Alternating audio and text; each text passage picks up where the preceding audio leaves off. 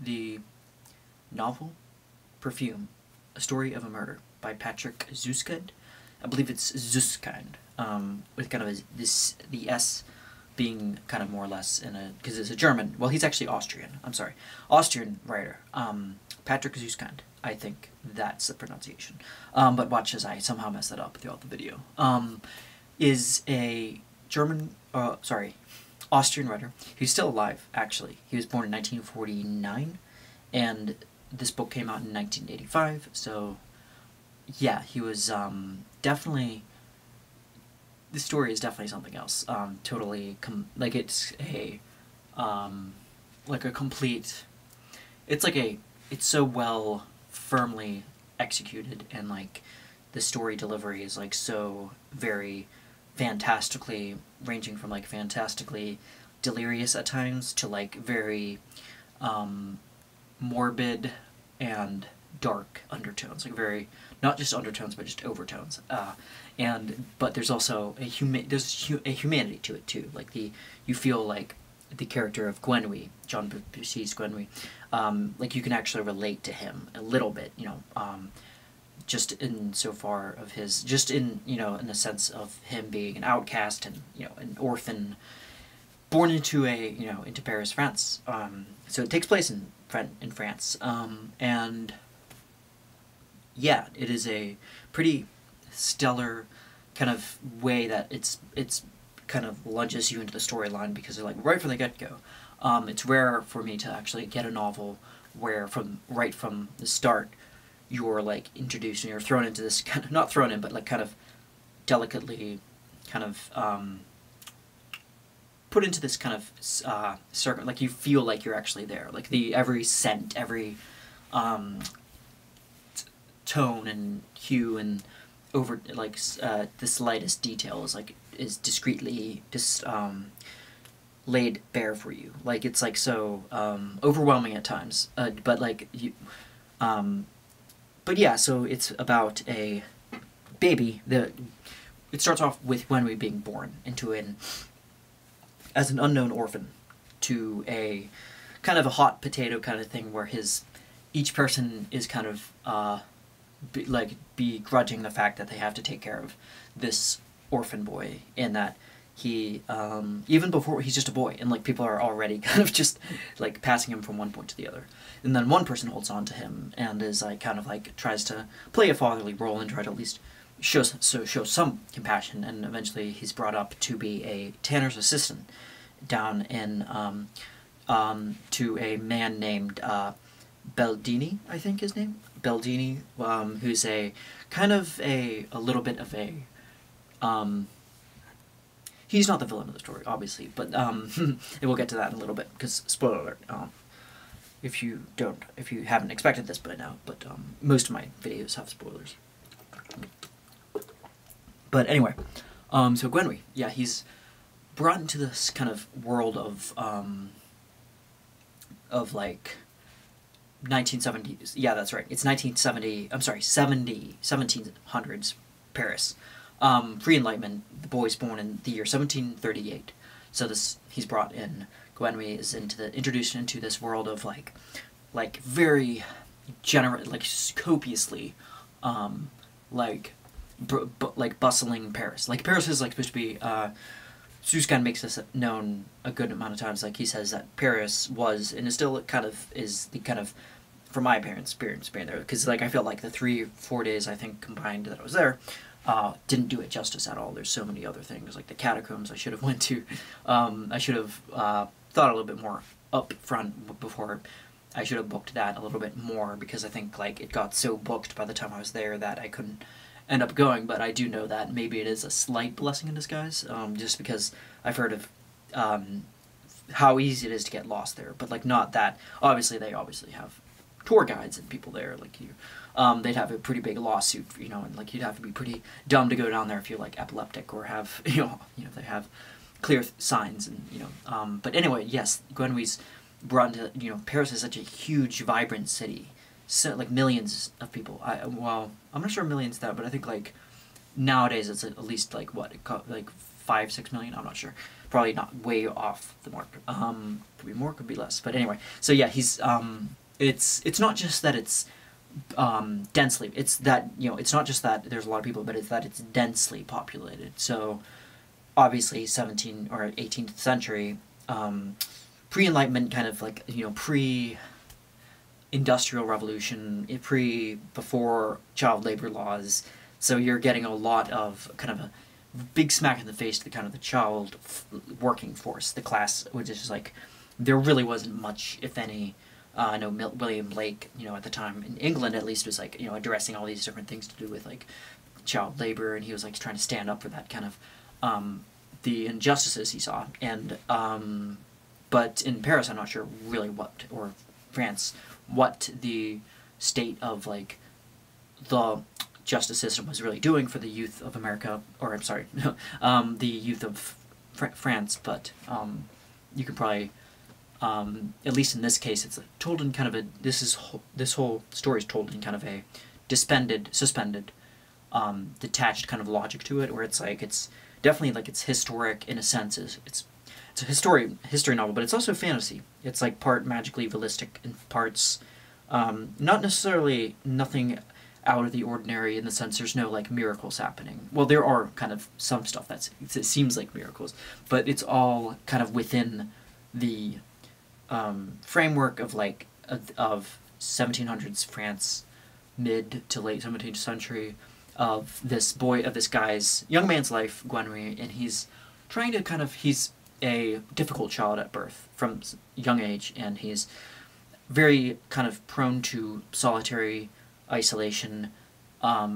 So right away he's like, he establishes that he really doesn't like the common, like, kind of people, like, at all. Like, not the people in France, he doesn't like the people, if he, in Paris, he doesn't like the people in, Montpellier, he doesn't like the people in, the French Riviera, where it's, like, nice and sunny. He doesn't like anybody.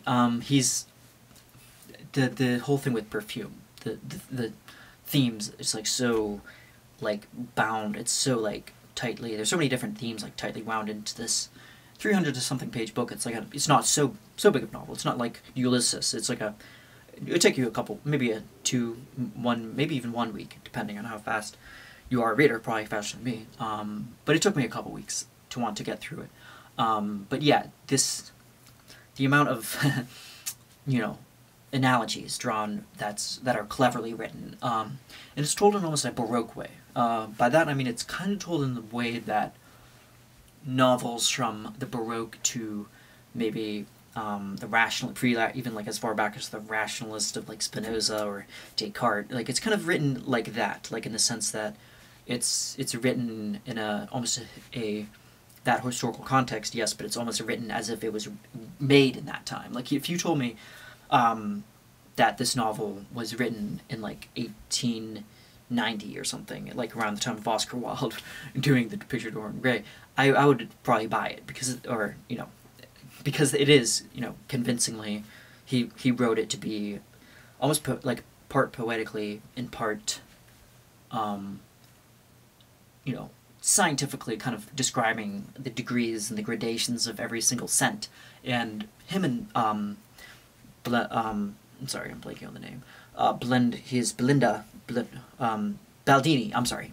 Baldini is the master of like perfumes, and he's like basically trying to become he claims to be the finest perfumer of them all, and he's kind of introducing right off the bat he notices Gwenwy, a young man, is kind of aloof and on the side, and he expects him, he mistakes him for being kind of like just another kind of dumb orphan kid, but then out of nowhere, Gwenwy just like completely, he like asserts himself, and he's like, I recognize a scent that just passed by me. Like I can recognize thousands of scents. Like I'm not sure if he said thousands, but he makes it pretty clear to Baldini that he is like the best. He is the kind of the maestro of not just any scent, but like almost every tiniest incremental the finer, hoary details of every scent you could imagine. and that there's thousands of different things that if you let him work for him, like that Gwenwy will help him, break to, and right off the bat he just thinks like, okay, it's just this cocky kid, and then. But eventually he's like, well, the tanner. So he worked for the tanner before that, I think. The tanner, like, he's doing work, but he doesn't really feel like fulfilled. Like, he's doing hard work, and he's very focused, and he's very like ambitious, a young man, despite being very kind of just withdrawn and like solitary from other people. But at the same time, excuse me, Gwenwy is motivated by this ambitious. He has like one aim and goal. Like once you get his aim and like this indiscriminate focus, like veered in on whatever he's like he just hones it in, and he's just like completely nothing else matters to him. So he's like thrust himself into that, helping Baldini, and becomes like Baldini kind of houses him in exchange for the work he does, and the whole time Baldini, the narrator, says that Baldini never really liked the kid. He's just kind of like, now that when Gwenwy leaves, because Gwenwy doesn't actually is ultimately doesn't want to be. I think like the way that Süskind describes it is there being every kind of avenue of possibility for him is like not viable. Like he doesn't want to be in the city. He doesn't want to stay in the city forever. So he wants to leave Paris. Leave not only that, but like this complete profound like disgust for mankind, or humankind in general. He wants to kind of just get away from that and like isolate himself in kind of a monk-like way. But Baldini says that he's like never really liked him. So he's like, that's not a big loss. He just kind of goes on with living with his wife in Paris and doing his his perfume work. But he's realized that this whole time, like he's never was he able to fully realize his whole potential until like of talents. Then when he had Gwenwy by his side, like helping him out, not only did he help him out, but he like completely drastically changed his standing and like all his ability to like the way he saw like his trade of perfumery, and that but in between this, there's basically a moment. This is where the very dark, kind of morbid side comes in, where Gwenwy is taken aback by this girl that he sees, a teenage girl. I think she's no more than 15, so she's very young, but like, and also quite stunning, attractive. And no, it's not by her beauty that he's led, enchanted by her, but something else. Her perfume, like the scent of. Just her, descent of, a young virgin girl that's basically going through, that's kind of just walking through the streets, and then he ends up basically trying to possess the very essence of this girl, and then ends up completely just strangling her, overtaken by this complete just greed and a lust, and just like this kind of effervescent need to contain this scent and whatever it is. It's like very... in the way it's described, it's like almost as if it's not a murder. It's almost like it's like an accident, but it is a murder. He's he knew what he was doing, and then he throws her body in the river Seine. That's the river that runs right through Paris, and that's he just walks off, and and then because obviously forensics isn't really established at this point, so obviously it was a little while before they found the body, but sure enough they did.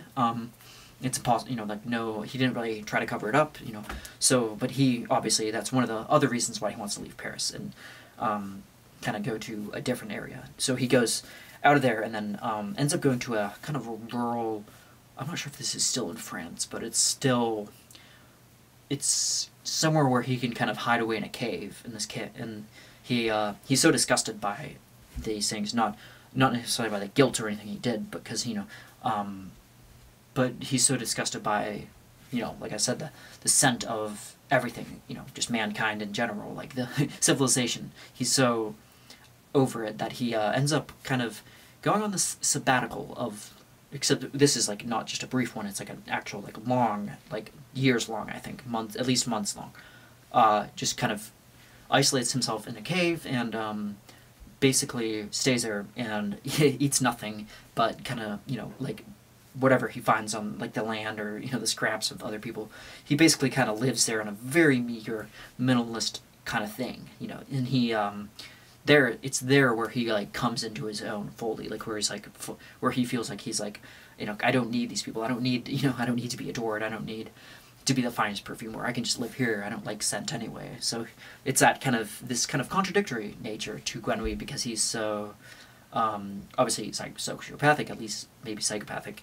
He is impulsive, obviously, but he's also very, he has he does want some, like, a part of him was ambitious and wants to be known and acknowledged for his talents, and another part of him is like completely disgusted by people. Like, he just doesn't want anything to do with people, so he's like drawn between two things. It's that Steppenwolf kind of thing of like being drawn to the kind of quiet bourgeoisie life of like Switzerland and Germany, kind of that kind of middle class life of the quiet kind of life with your gadgets and your technology kind of rising up, and the other side that's very kind of abhorrent toward it and resentful of it. So there's a kind of tendencies in Gwenwy to just, like almost like a slippery. I'm not sure if it would be a slippery slope, but it kind of it's either all in this or this there, a push-pull dynamic between, himself and society. Like, he wants, the masses, he wants them to, at certain points in the novel, he wants them to show homage to him, homage, and bow to him, and, he has dreams of, very kind of, very, kind of self-centric dreams, too, egocentric dreams.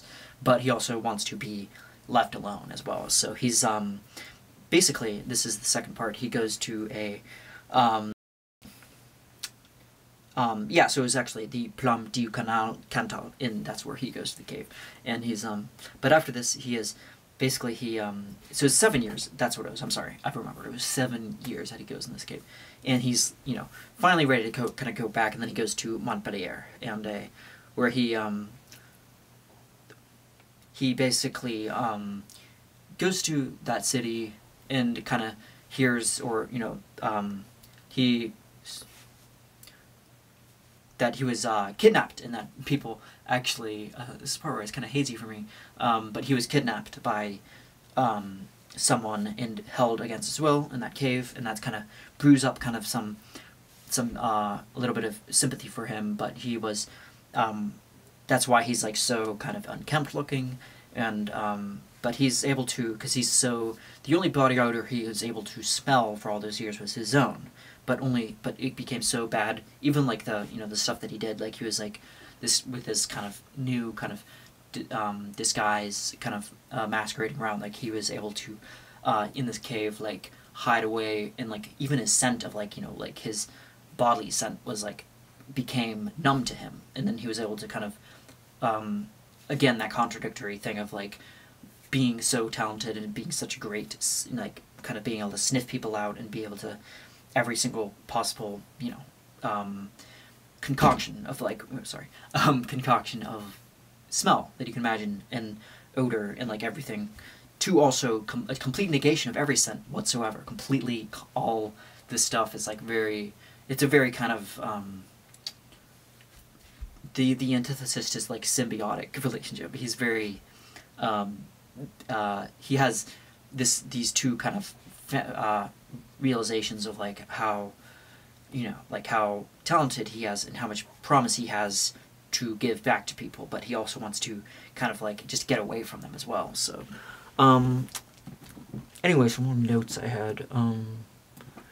So basically, he goes back to the murders. So in part 3, there's 4 parts, by the way. So part 3, he's in Grasse now, on the, I think it's the French Riviera, and basically there's another young woman that he encounters that has a very similar scent that is able to capture him again, and he ends up again very, very fixated on it and obsessive to want to kind of possess her again.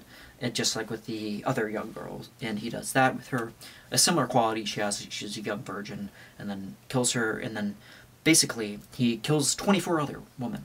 Just like, wow, just completely taken by this.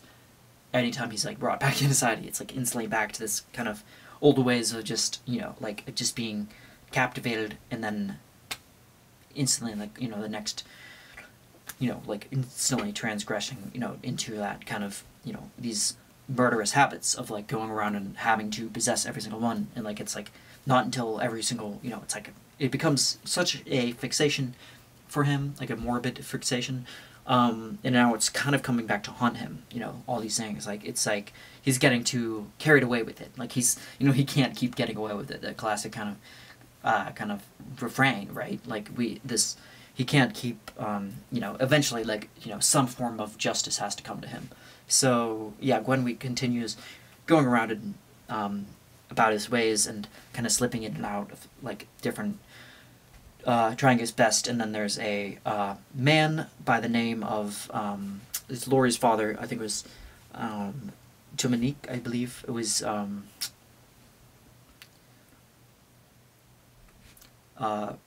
Laurie was it Dominique Droot, who eventually kind of takes her in, or takes Gwenwy in, actually, because what happens here is like so insane. But yeah, basically he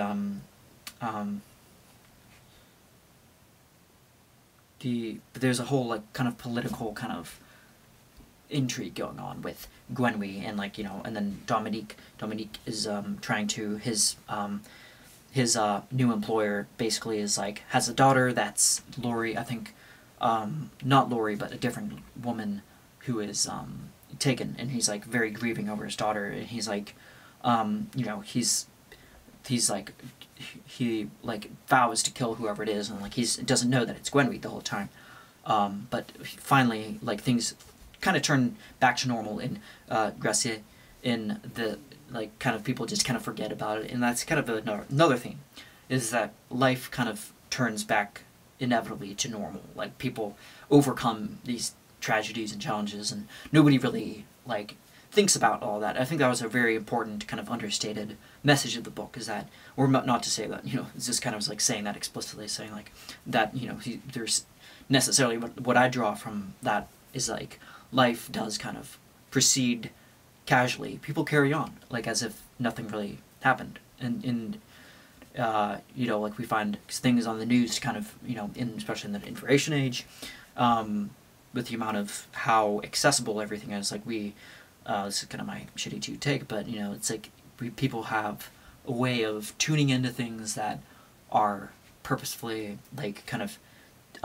devaluing or of their time, or purposely, and I have a habit of this too, of seeing things that are disgusting and like horrible crimes and stuff, and like kind of watching almost an anticipatory kind of way of like when, you know, what's going to happen next, or like it's like a school shooting that happens, and they're like, and it's like seems like ridiculous amount of times that this happens, and it's like it's always the same thing. It's like, you know, it's always the same kind of you know, angry white male kind of misogynist guy, that, you know, it's always the same kind of story. So it's like, but we also forget about it because it's so hard. It's hard to kind of want to hold on to that kind of stuff too, because it's like how much of it, you know, is really helpful. But anyway, that's kind of a diversion there. But yeah, so finally, there's, yeah, Gwenwy is the fourth part in the novel. He basically, Gwenwy obviously still hates people, the general public, but then he finally finds that he is, that when he's tried for murder, that they find him, that they find his, you know, the fingerprints, and every single piece of evidence is pointing obviously in his face. You know, it's like, it's so self-evident at this point that they try him for murder of the 24 girls. And when they do that, he's put on the scaffold, and it's this great, you know, almost like a holiday for people, because they want to see this kid, this guy. Well, Gunry's probably at this point at least in his late 20s, but maybe early 30s. But yeah, he is, and they want to see this young man kind of get his comeuppance for what he did all these years. And they all come from all around the country, and it's, you know, and when they gather around and they see him on the scaffold, ready to be hung, they all, suddenly they're just completely intoxicated by everything about it. Like they're like not just his scent, well his scent too, but his cherubic kind of features. Like they're like, wait, this man could have been a murderer. And this is where it takes on a kind of a fantastical, kind of phantasmagoric quality, with this kind of really brilliant way of like disappearing into this very like turbulent, chaotic, almost a Dionysian, but at the same time murderous spectacle of like of everything. Like, and everything turns into, I got a kind of a decadent vibe, as in the art movement of the decadent kind of thing, with whether it's Octave Mirbeau's The Torture Garden, or you know, Kafka's kind of adjacently similar story, like the In the Penal Colony. Like I got kind of a sense of like the way that violence is described is like so ridiculously heightened that you can't help but laugh at certain points, or like be like, whoa, like just kind of, I was in, you know, not laughing at the fact of murders obviously, but in a sense it was just kind of had this weird kind of quality of like engaging your senses to the story. Like you were like, when Gwenry's like on the scaffold, people are like parading him and saying like, what, you know, what an angel, like he, like it's like the father of the guy, of the woman that was murdered, Dominique, you know, he too is like, is just like, please, like I want to say that I forgive you for everything. He's teary-eyed and embraces Gwenry and offers for him to live with him. And finally, after all this, people are, Gwenry kind of gets off easy, and he's like, kind of like, he still hates them, he still hates everybody, but he goes into, he basically he ends up going down to a market square, where in the part of a city, in basically where kind of it's more lawless in this part of the city. It's a seedy, kind of derelict, desolate area, you know, with like, you know, with very questionable people, like, you know, like lower class peasants, like all like kind of getting away with, you know, like certain people. That's like the place where if you want to get away with murder in the city, and that's the kind of place to go, because it's like the law and order is just completely like awry. And like basically Gwenry goes down there to and then is confronted by a bunch of more intoxicated people that are like deranged, even more deranged than the crowd that saw him and like worshipped him. And they end up going and then lunging at him and basically taking him, ripping him limb to limb, and eating him and just like feeding on his flesh. And it was so absurd that I couldn't help but laugh a little bit. I was like, whoa.